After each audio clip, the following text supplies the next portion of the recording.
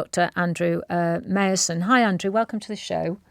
Hi, Carol. Thanks so much for having me. The Tories have said that they wouldn't talk to you for so long.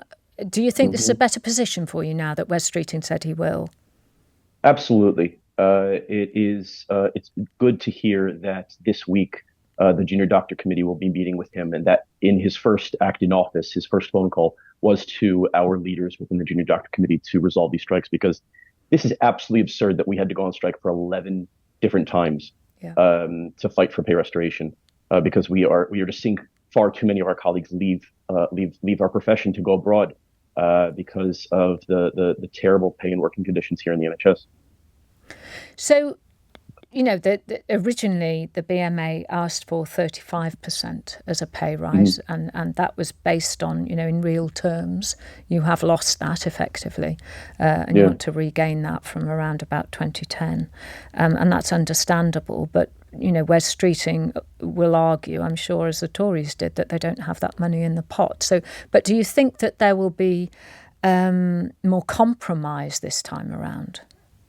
I think that there will be a more reasonable offer. I think that there will be more compromise. I think that there is an understanding of the state of public finances, but there's also an understanding that we absolutely must have a highly qualified workforce of doctors working in this country. That the health of the population, we need enough doctors, we need enough nurses, we need enough NHS staff, and if we don't have that staff, we're never ever going to bring these waiting lists down. Yeah. And that is a high priority for this government. So I think our interests are all aligned at this point.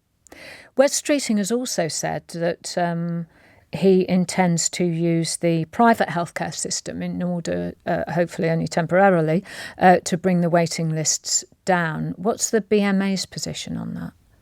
Well, I'm a rank and file member of the British Medical Association, so I don't know the exact precise position. However, I know that in the NHS, we have 143,000 hospital beds. The private sector, they have less than 10,000 fewer than 10,000 hospital beds. We're talking about, 9 million admissions last year in the NHS versus, fewer than 1 million in the private sector.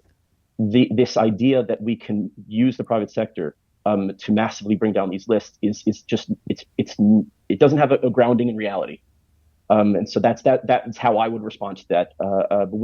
We desperately need to invest in the NHS. We have a £400 billion hole that was left from this last government that we need to fill. We need to have adult conversations about where that money is going to come from, about restoring NHS beds, fixing the staff hemorrhage crisis that we have, and also restoring and fixing NHS social care that numerous governments over the years have promised to fix that have repeatedly failed to do so. But I am quite optimistic. It is, if you see the people that have been appointed to different cabinet positions, they are people with good backgrounds in the areas where they are now going to be regulating. And so absolutely. That is optimistic, and we'll continue to push the government in the right direction. And Carol, thank you so much for you're a national hero for the work that you did for this election. So thank you for that.